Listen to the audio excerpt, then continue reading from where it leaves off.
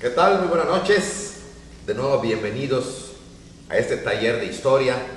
Ya estando en septiembre estamos más patrióticos que nunca, ¿verdad? Como que estamos así, ok.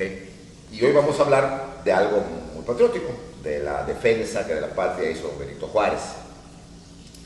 Y vamos aquí a comentar algo muy interesante. Un saludo para todos, como hemos hecho cada semana. Para Monterrey, que hoy vamos a hablar en parte, una gran parte, sobre lo que pasó en Monterrey durante la llegada de Benito Juárez. Vamos también a ver la llegada de Maximiliano. Hoy iniciamos un nuevo tema, que aunque es continuación, pero debido a los acontecimientos, vamos a empezar una serie que se va a llamar El Imperio Juárez y el Imperio Maximiliano. ¿Okay? Porque ya vamos allá. Bueno. Dejamos los saludos a todos los compañeros de siempre, a Mazatlán, mi querido Mazatlán. Estuve allá hace unos años, ¿okay? Estuve visitando Mazatlán, bello Mazatlán. Tuve en ese entonces una reunión de facultades de Derecho hace algunos años allá, y muy atentos todos los mazatelecos. Les agradezco muchísimo todas sus atenciones de hace algún tiempo. Visité el puerto, muy bonito, visité ese malecón larguísimo que tienen. Okay. Tuve también la oportunidad de visitar, empezaba a convertirse en museo, una casa que para ustedes es muy famosa, y para aquí también, porque de alguna manera estamos en lo mismo. Allá nació y aquí murió Pedro Infante. Entonces también un saludo para todos los de Mazatlán, un saludo también para Matamoros, para Villahermosa, para Cozumel, también Cozumel, que nos ha escrito mucho también, Playa del Carmen, y desde luego para Yucatán. ¿Okay? Yucatán, que es la sede del club, de nuestro club, Monteclub Yucatán, y a todos los amigos del club. ¿Okay? Muchas gracias por verme, y extraño a todos presencialmente, pero pues estamos en esto, y lo más importante ahorita es cuidarse. Bien, vamos a iniciar entonces, y vamos a iniciar con el año 1864.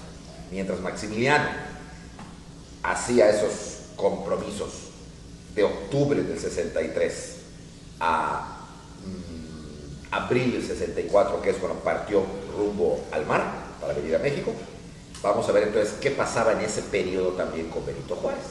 Vamos a enfocarlo de dos maneras, vamos a hacerlo paralelamente, lo que hacía Benito Juárez y lo que hacía Maximiliano. ¿Okay? Bien, Juárez estuvo en San Luis Potosí entre julio de 1863 y diciembre del mismo año. ¿Okay? Ahí estableció su gobierno, ahí dio disposiciones, y ahí se enteró de la entrada de los franceses, ahí se enteró de que los franceses pues habían dominado todo, ahí se enteró también que Forey había sido cambiado de mariscal en jefe y había mandado un nuevo mariscal.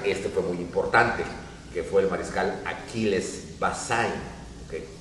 El general Francisco Aquiles Bazaine, un hombre también grande, viejo, también héroe de las guerras de Crimea, de Indochina y todo eso, muy cercano, quizá más que Forey, muy cercano a Napoleón III. De hecho, nadie sabía que las instrucciones secretas de Napoleón era ser el observador, y aunque se iba a plegar al emperador Maximiliano, Bazaine tenía un contacto directo, un camino directo, un carril directo con Napoleón III. De hecho, Maximiliano iba a ser espiado, observado e informado de lo que hacía por conducto de Bazaine a Napoleón III. O sea, Bazaine va a ser realmente, en un momento dado, el poder detrás del poder. Sí, y lo peor, sin que lo sepa Maximiliano, porque él manejaba el ejército, y él además va a tener ese contacto grueso. ¿Okay? Carlota, que era muy inteligente, Maximiliano no, pero Carlota sí, desde que lo conoció, se va a dar cuenta de que Bazaine no era de fiar, no era leal a ellos, sino a Francia.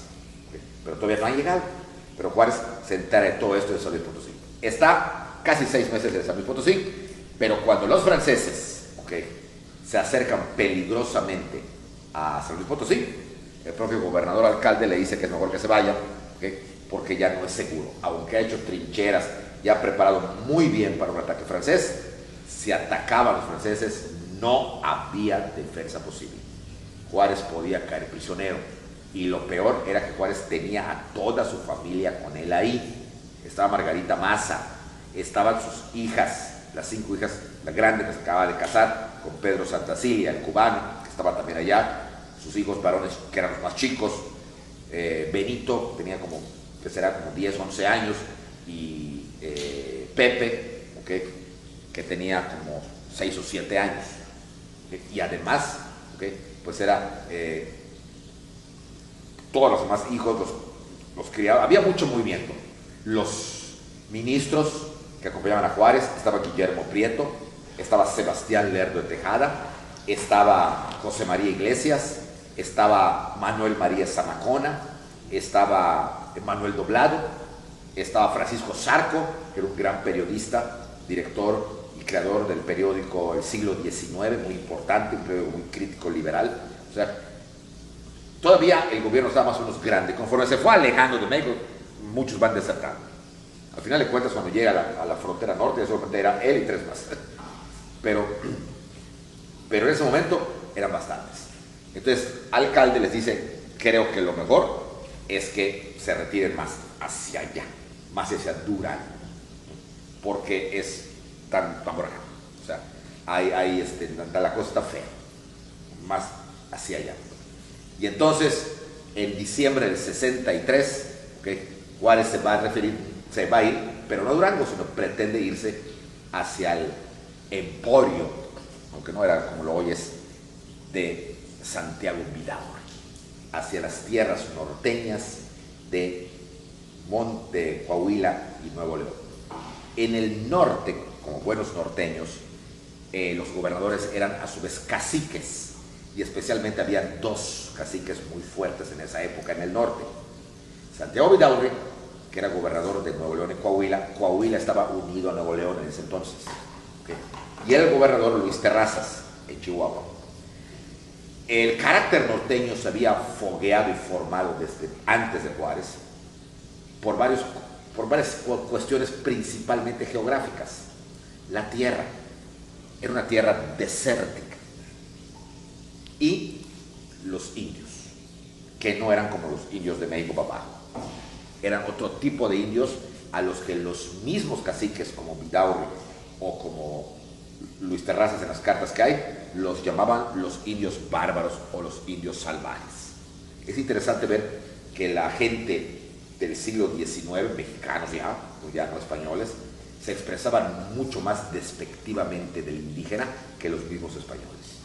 Bueno, aquí en Yucatán, ¿okay?, cuando vino la guerra de castas, poquito antes de esto de Juárez que les cuento, también los autores como Eligio Ancona, como Crescencio Carrillo Ancona, hablan de los indios salvajes e indios bárbaros, y de hecho no tienen empacho en decir que había que exterminarlos, porque eran un problema para la civilización. Estamos hablando del siglo XIX. Fíjense cómo son las cosas. Los mexicanos, llámense chihuahuenses, llámese neolonenses, coahuilenses o yucatecos, pensaban en un exterminio del indígena, cosa que los españoles no. Y luego decimos que los españoles son malditos, ¿qué pasó ahí? Bueno, eso solamente es un comentario como para ponerse a pensar. Bueno, entonces Juárez se dirige definitivamente rumbo a Monterrey. Quiere ir hacia al feudo de Santiago Vidaurri. Y bien, ¿y quién era este señor Santiago Vidaurri? ¿Okay? Un cacique neolonés que había, impuesto su orden, sus leyes y su civilización con un grupo de norteños muy leales a él, ¿okay?, y habían hecho de Monterrey un centro norteño. No era el Monterrey que es hoy, quede claro, ¿okay?, era una ranchería grande, bastante grande, pero no era hoy el Monterrey de hoy. El Monterrey que vemos hoy industrializado, una ciudad modernísima, va a crearse hasta el Porfiriato, y principalmente con Bernardo Reyes, otro gobernador importante, pero eso ya fue muy en la época de Porfirio Díaz. Pero en ese momento Monterrey era importante por su cercanía con la frontera, ¿okay?, y por el carácter que los norteños, los regiomontanos, por ese entonces regiocoahuilenses, perdón, neolo-coahuilenses, ¿okay? Tenían, ¿okay? Y Vidaurri desde hacía años había demostrado una convicción liberal a prueba de mancha. Tan es así que durante la Guerra de Reforma los conservadores nunca pudieron entrar definitivamente al territorio de Nuevo León, porque Vidaurri los detuvo. Mejía, que era un conservador, lo más que llegó fue de al lado, a Tamaulipas, pero no llegó realmente a lo que era el territorio, porque Vidaurri lo detenía a toda costa. Por eso Juárez tenía confianza. Segundo, Vidaurri le había mandado durante la Guerra de Reforma muchas cartas a Benito Juárez, diciéndole que el norte estaba leal a la causa liberal. Eso fue durante la Guerra de Reforma, estamos hablando del 64, ya es enero del 64, y la Guerra de Reforma, acuérdense que fue del 57 al 60, entonces estamos hablando de que ya tenía unos 5 o 6 años esto, quizá un poco más, ¿ok? Y le decía que si en un momento dado veía peligroso que su familia estuviera con él en Veracruz, porque Juárez estaba en Veracruz y estaba con la familia, que mandara a la familia a Monterrey, que él la protegería con su vida. Y aparentemente no mentía Vidaurri, o sea, tenía esa convicción. Pero, los peros que nunca faltan en la historia, las cosas, y en política más, cambian. En este momento, la intervención francesa estaba en el centro oriente occidente de México. ¿Ok? Estaba ahí. Y se estaba yendo hacia el norte, pero porque estaban persiguiendo a Juárez. Que quede claro. Entonces, cuando Juárez sale de San Luis y se va hacia ahí, hacia el norte, y detrás están los franceses, eso ya no le gusta a Vidaurri. Porque él siente, y no solamente él, también los norteños de Monterrey, sienten que Juárez va a traer la guerra. Cuando empezaba Monterrey a eliminar a todos los indígenas salvajes, como decían ellos, y empezaban ellos a formar un gobierno estable, ya no había guerra por ahí, más que con los indios. Entonces Juárez traía la guerra y traía a los franceses. Entonces a Vidaurri no le hace ninguna gracia ya que Juárez se vaya a instalar a Monterrey, porque Juárez le avisa de que él va a ir a Monterrey. Y entonces Vidaurri, aquí empiezan los problemas, de veras que, de una vez más, Dios va a demostrar que era juarista y no vidaurrista.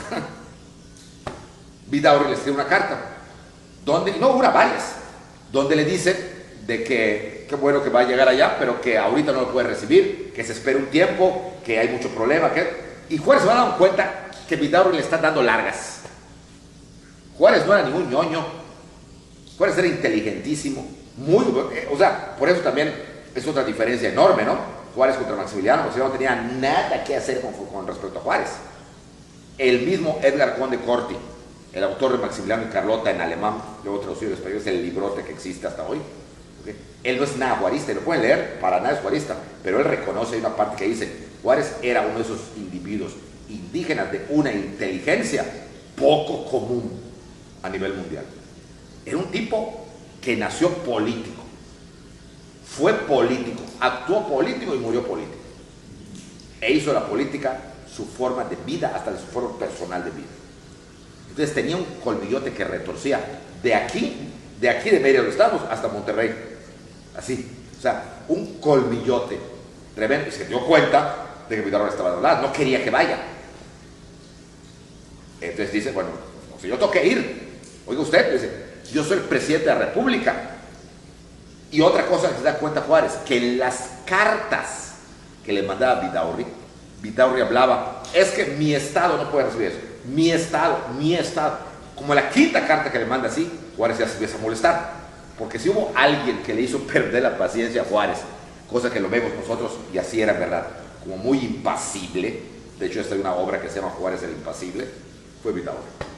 Vidaurri le hizo perder los estribos, e inclusive lo hizo enfermar.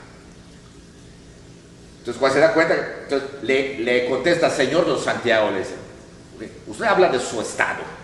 ¿De cuándo acá usted es el dueño de Nuevo León y Coahuila?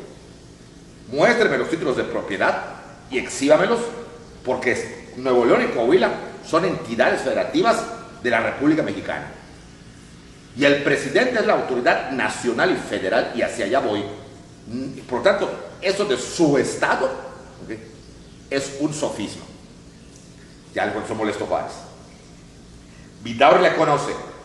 Como gobernador que soy, he cuidado, y le repite, porque el otro, hay que reconocer que los dos eran inteligentes, más Juárez, los dos eran inteligentes, y como dice el maestro Fuentes Mares, los dos eran dos cabezas duras. Era, me monté en mi macho, y a ver qué macho cae primero. Y le dice, pues señor, no te daré los títulos de propiedad, pero como gobernador puedo hablar de mi estado, y yo tengo que defender a mi población, así le dice, a mi población y a mi estado. Y usted lamentablemente no ha podido defender ni a la Ciudad de México. Y detrás de usted viene cerca de 20,000 soldados franceses que van a causar horrores en mi estado, que apenas está saliendo de los horrores de la guerra contra los salvajes. Pues Juárez ya está que se lo lleva a la trampa. Todo esto estaba pasando entre enero y marzo, cuando Maximiliano estaba ya con el Papa y con Napoleón haciendo el tratado y todo lo demás. ¿Okay? Entonces, bueno, señor Vidaurri, prepárelo todo, porque estoy enviando al general Manuel Doblado con una escolta de 200 hombres, que habían logrado salvar Doblado de la derrota de Guanajuato, ¿okay?, para que se hagan los honores del presidente, porque el que llega es el presidente de la República, y usted es un gobernador de una entidad federativa. Y le contesta Vidaurri, señor, le aconsejo que no mande a nadie, ¿okay? La población está tranquila y pacífica, y solo su presencia a varios kilómetros de acá causa tensión. ¿Okay? Yo le aconsejo que espere unas semanas y yo le avisaré cuando pueda entrar. Bueno, me está poniendo condiciones. Pues, ¿qué le pasa a ese ranchero, a ese norteñote? De ninguna manera, yo voy porque voy. Doblado, tú vas, te posesionas de los lugares importantes de Monterrey, no te importa lo que diga el gobernador, ¿okay?, y ya que estés allá con los soldados puestos para recibir, como se recibe un presidente, me avisas para que yo vaya, junto con toda mi gente. Está bueno, señor.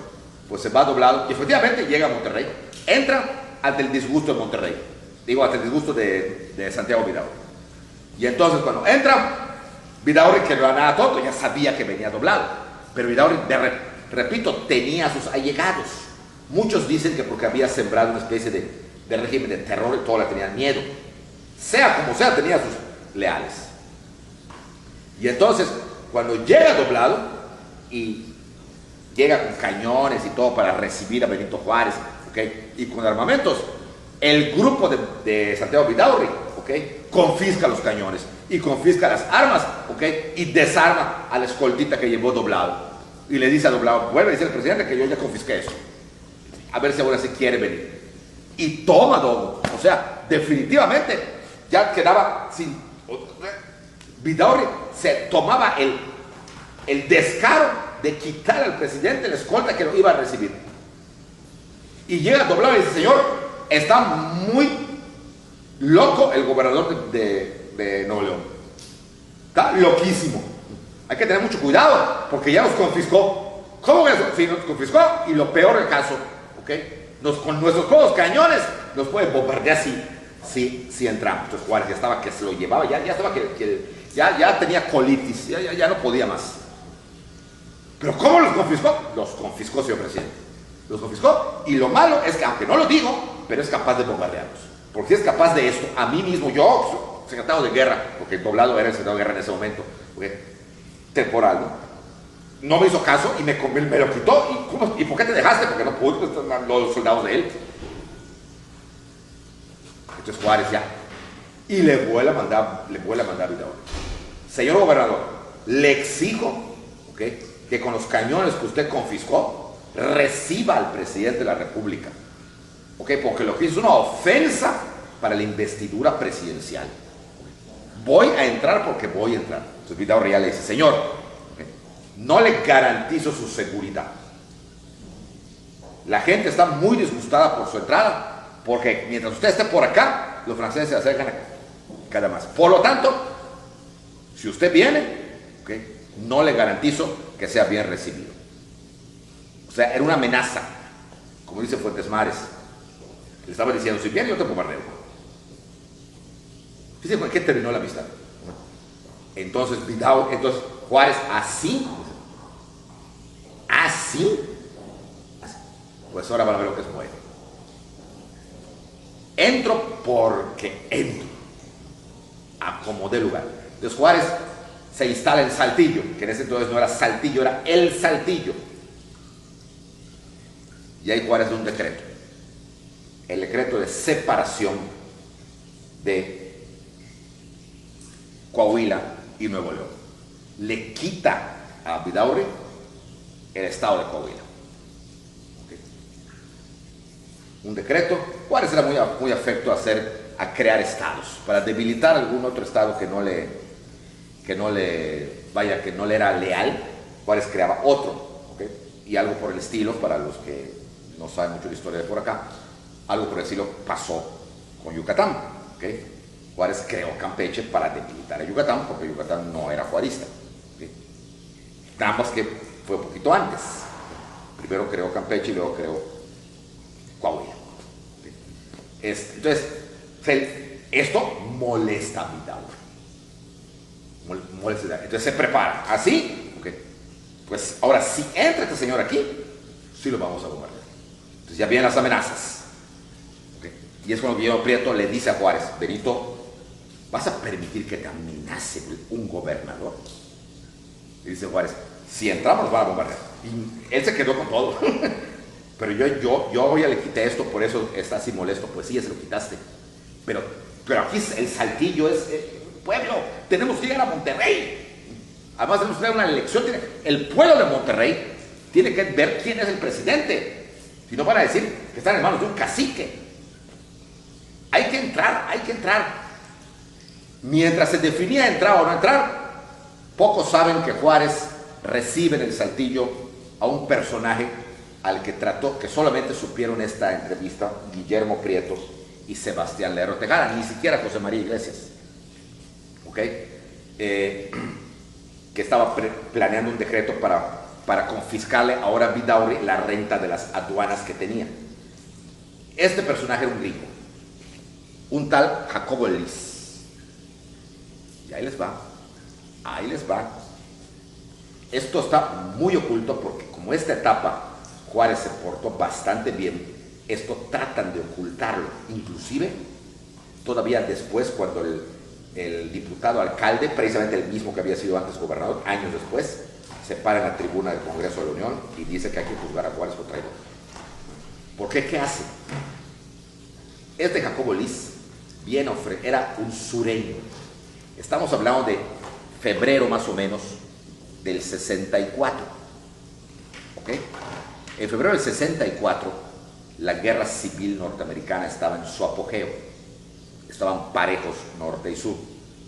Y este sureño, llamado Jacobo Pelist, parece que venía en forma personal, sin ningún documento que lo acredite, pero según la historia y según, sobre todo, lo que se ha estudiado específicamente los documentos del archivo de Benito Juárez, era como representante personal extraoficial de Jefferson Davis, que era el llamado presidente de los Confederados.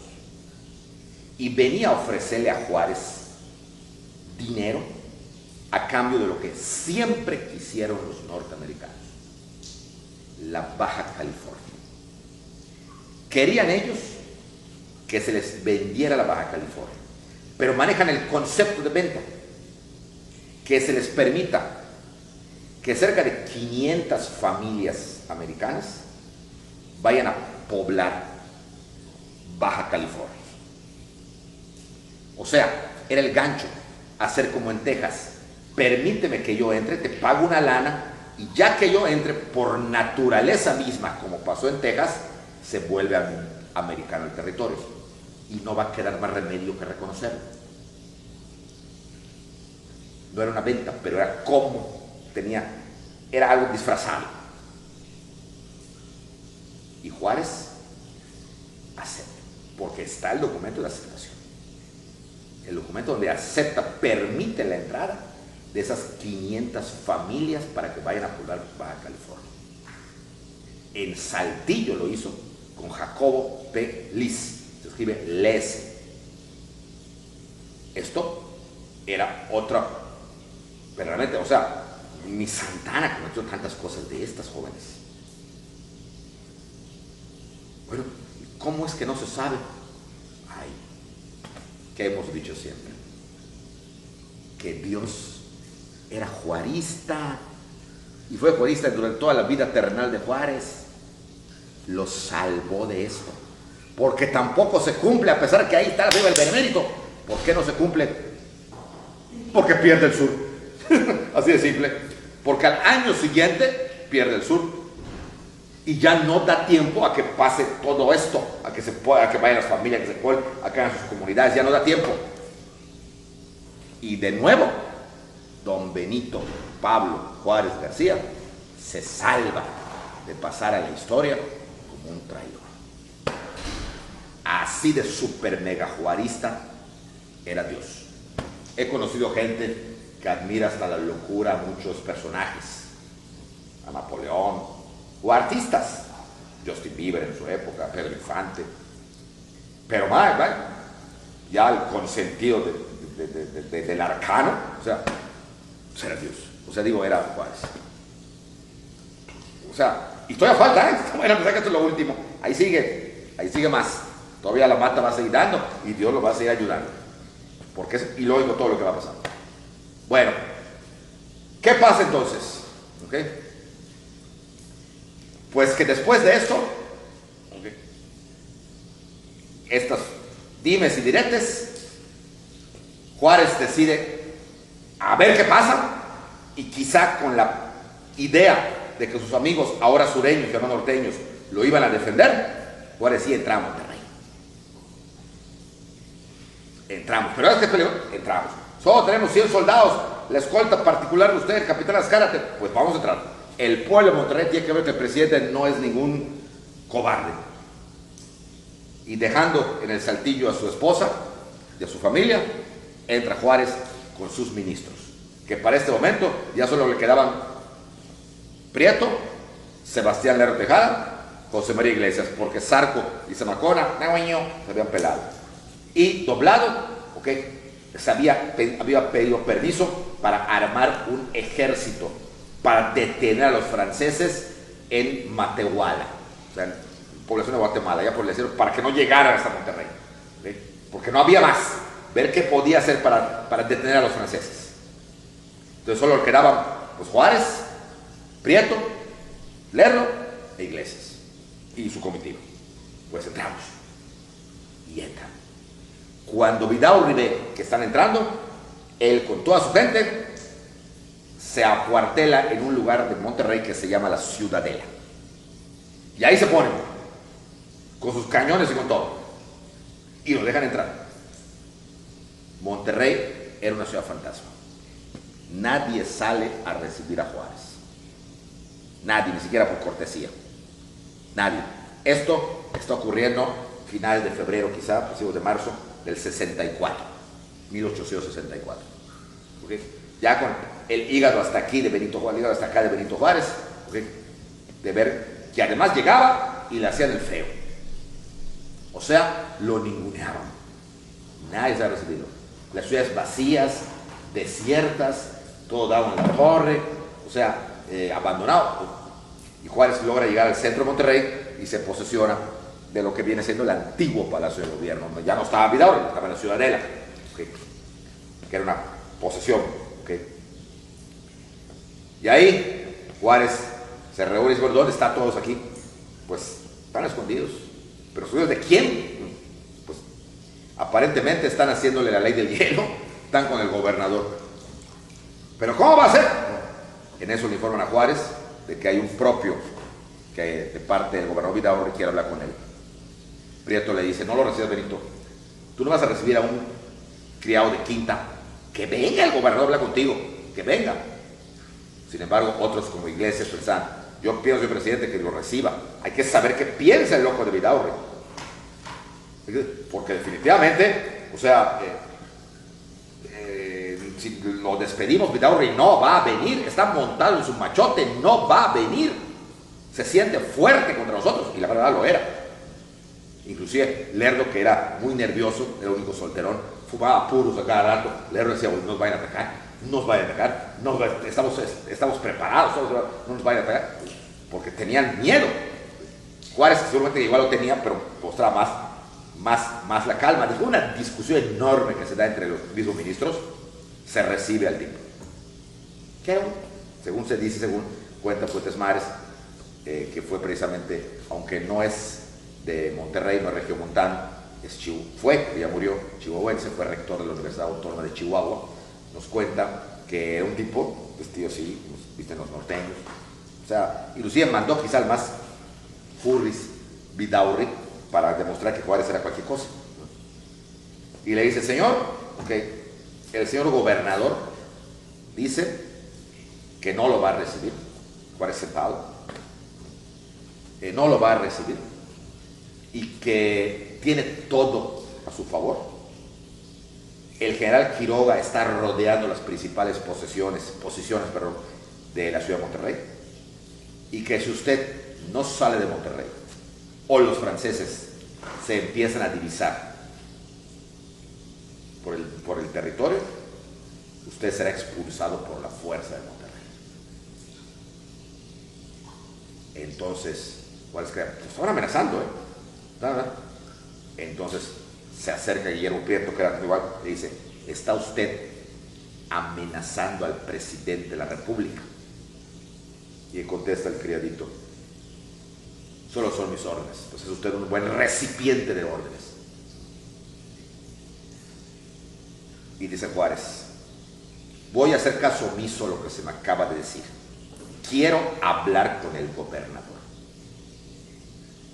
Si el gobernador no se presenta, yo no salgo.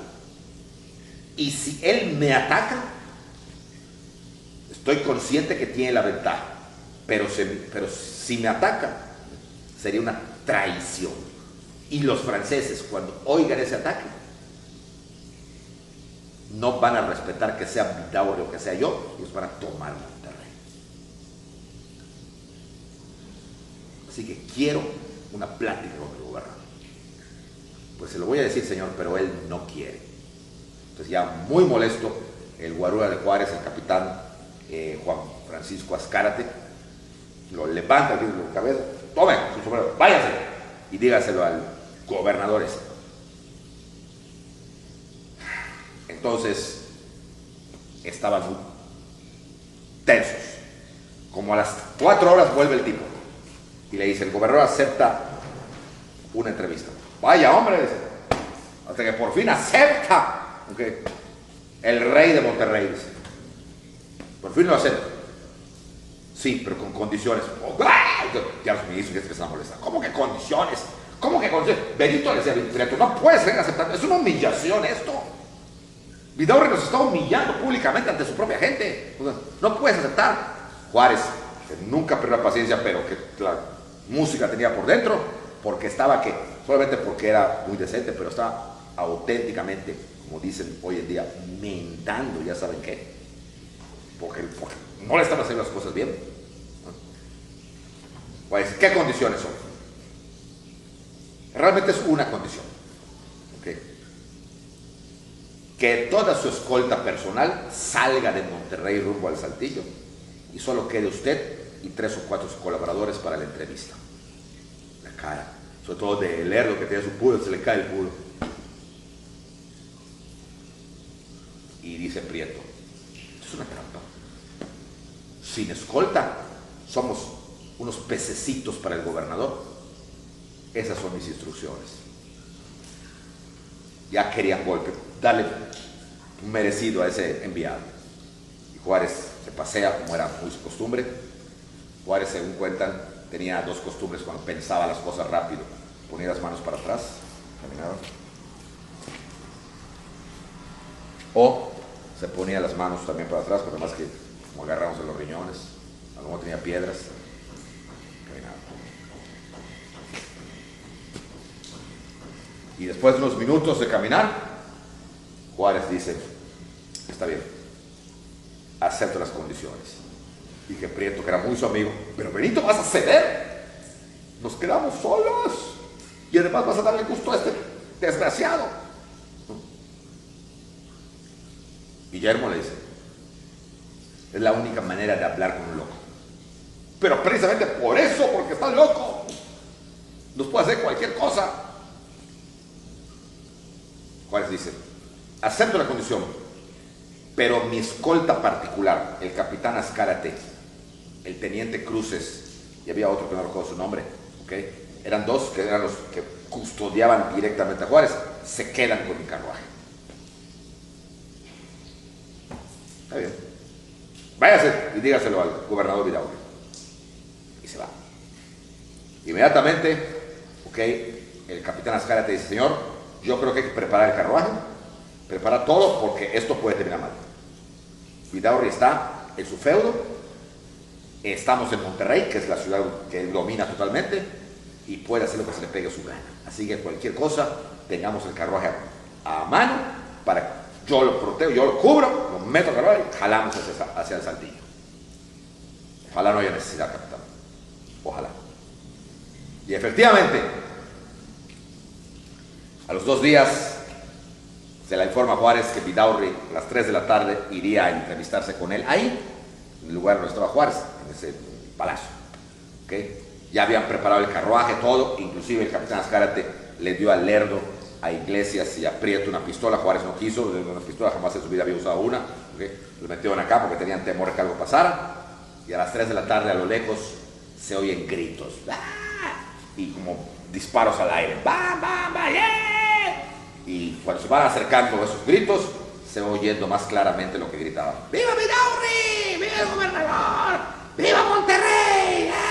¡Viva Nuevo León! ¡Viva Burra Bravo! Y en medio de toda esa aclamación, con un montonal de gente, venía el gobernador Santiago Vidaurri y a su lado su hijo mayor.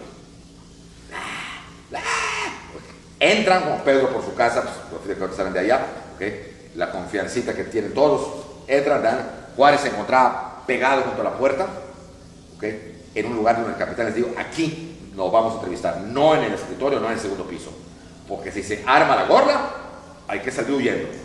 Y ese es el camino más fácil para entrar al carruaje. Y entonces llega Vidaurri y debió haber sido de antología este encuentro.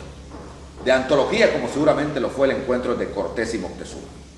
De antología como habrá sido el encuentro entre Iturbide y Vicente Guerrero. Este debió haber sido de antología. Porque entonces se quedan frente a frente, parados, el gobernador todopoderoso, el cacique de Nuevo León,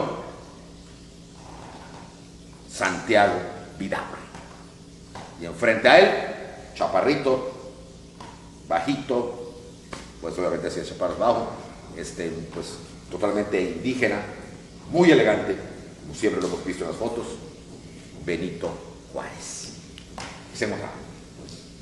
Se miran frente a frente, y según Guillermo Prieto, que fue testigo presencial y nos hace esta historia en sus memorias de mis tiempos, de más de, son como 15 tomos, dice que Vidaurri lo primero que dijo al ver a Juárez después de unos segundos de verse, ninguno habló, que Vidaurri se voltea y dice a su hijo, hijo, mira, este es Juárez. Y el hijo, no dice más, porque Juárez habla. Dice, señor Vidaurri, hasta este momento su conducta ha sido muy sospechosa y muy tirante. Por lo tanto, le exijo que devuelva los cañones y rifles confiscados. Vidaurri contesta, según Prieto, exigir, señor Juárez. Usted no está en condiciones de exigir nada. Es una concesión que yo hago de entrevistarme con usted. Porque usted, si no ha sabido defender la Ciudad de México, ¿cómo se atreve a venir a tratar de defender mi territorio? Y entonces Juárez le contesta, En primer lugar, eso de no saber defender la Ciudad de México está por verse. Y en segundo, no se ha dicho la última palabra.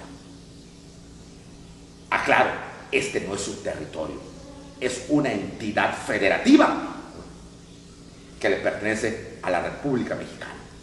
Y el representante por el voto libre de los pueblos, ¿okay?, soy yo, que soy la autoridad federal y general. Y usted está negando a obedecer lo que le dice la autoridad federal. Y le dice, y me seguiré negando, porque mientras esa autoridad federal no haya demostrado autoridad, para mí, usted es cualquier cosa. Dice, hasta dónde se llegó.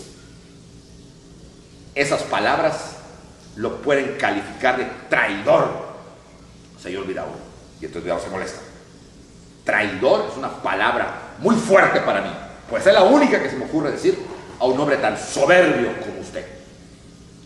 O sea, estuvo fuerte. Vidaurri dice, esta entrevista fue un error. Nunca debimos haber venido. Vámonos, hijo. ¿Okay? Si usted, y le da la espalda a Juárez, ¿eh? Entonces Juárez dice, no me va a quedar más remedio que considerarlo un traidor y un enemigo de México. Y entonces cuando se voltea Vidaurri, uno de sus guaruras de Vidaurri saca una pistola y dice, acabemos de una vez. Juárez se asusta, pero los guaruras lo defienden. Y entonces se arma una especie de medio trifulca allá, en donde los guaruras abrazan a Juárez. Lerdo, Prieto, Iglesias corrieron, habla como alma que lleva el diablo, lo conducen a su carruaje, ¿okay? Y detrás Vidaurri, bam, bam, bam, disparándole. Cuando se suben al carruaje, el carruaje jala, ¿okay?, jala para tratar de salir de Monterrey, y le disparan. El general Quiroga, pam, pam, disparándole. Es más, se dice que una bala atravesó el techo del carruaje de Benito Juárez, ¿okay? Si es así, hay que verlo en Chapultepec, donde está el carruaje de Benito Juárez, ¿okay? Y Juárez tiene que salir de Monterrey, pero no le pasa nada. De nuevo, Dios era juarista. Se salva de Benito Juárez, ¿okay?, y corren hacia Saltillo otra vez, ¿okay? El triunfo en apariencia era de Vidaurri. Juárez llega a Saltillo, donde cuenta Prieto que allá Juárez vomita, tenía el estómago revuelto, ¿okay?, y que inclusive 2 días se enferma. Cosa rarísima en él. Fue la única vez que se enfermó, que se sepa que se enfermó en todos los años que estuvo peregrinando con el carruaje. Estaba hecho, o sea, no podía creer de que Vidaurri, que antes era su gran amigo, que te cuidó a tu esposa y no sé qué, no sé cuánto, ahora los haya sacado. Eso fue, los expulsó de Monterrey. Vidaurri se los expulsó. Se fueron. Pero Juárez, una vez después de que pasa el trago amargo, de que ya le dejó de doler la cabeza, el cuerpo, tomó todo lo que tenía que tomar, entonces Juárez contraataca. Y entonces Juárez da un decreto donde todas las aduanas donde le entraba dinero a Vidaurri las va a controlar ahora directamente el gobierno federal, ¿okay? Y le mandaba información a todos los fuertes vecinos para que ya no trataran nada con las autoridades estatales de Vidaurri. Eso fue. Y el segundo decreto, ese fue el terrible, declara a Vidaurri, en base a la ley del 25 de enero de 1862, traidor a la patria. Declara a Vidaurri traidor. Y como traidor, implicaba que si te agarro, te fusillo. Así de simple. La cosa ya cambia el panorama. Entonces Vidaurri, condenado indio, me está declarando traidor, y ahí vienen los franceses, ¿okay?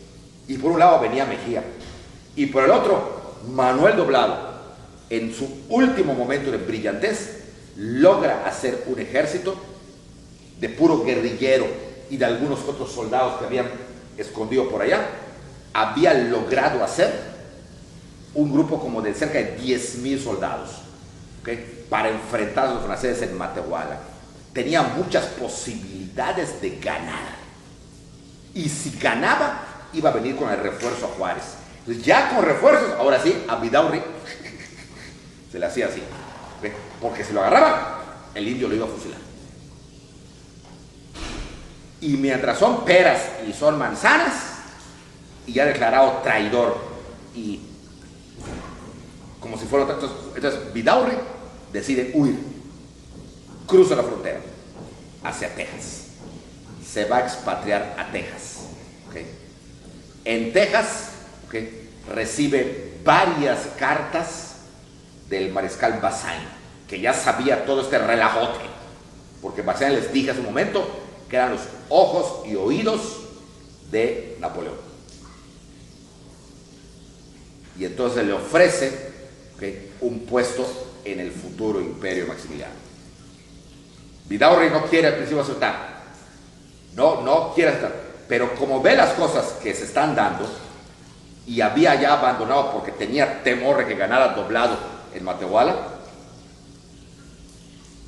Vidaurri al final de cuentas acepta la propuesta de Bazaine y se pasa al imperio. La vida da muchas vueltas. El otrora cacique de Nuevo León, el gobernador Santiago Vidaurri, ¿okay?, pasó a la historia como un traidor. Hay que estudiarlo y reestudiarlo, porque realmente hizo cosas muy buenas por Monterrey, sobre todo cuando Monterrey aún no era Monterrey como lo conocemos hoy en día. ¿Okay? Sin embargo, al final se equivocó. Se pasa al imperio, quizá creyendo que al fin de cuentas iba a ganar, y como ustedes ya saben, pues al final de cuentas, años después, el imperio cae. Y para cerrar, aunque me voy a brincar unos años nomás para cerrar al personaje, no a los acontecimientos, sino al personaje, al final del imperio, ¿okay?, es Santiago Vidaurri, junto con el general Orán y junto con el padre Fischer, que defienden la Ciudad de México del ataque de Porfirio Díaz cuando ya Maximiliano ha sido fusilado años después. Cuando Porfirio Díaz entra a la Ciudad de México triunfante, ¿okay?, captura a don Santiago Vidaurri. Años después de esto, 3 años después de esto. Y como ya era declarado traidor, Porfirio Díaz, sin tentarse el corazón, allá en la plaza de Santo Domingo, junto a la iglesia de Santo Domingo, allá por está la SEP, ¿okay?, donde está doña Josefa sentada en una silla, allá en esa plazoleta, donde están todos los que venden todas las cosas así, los que te dan hasta títulos de la UNAM, que venden toda esa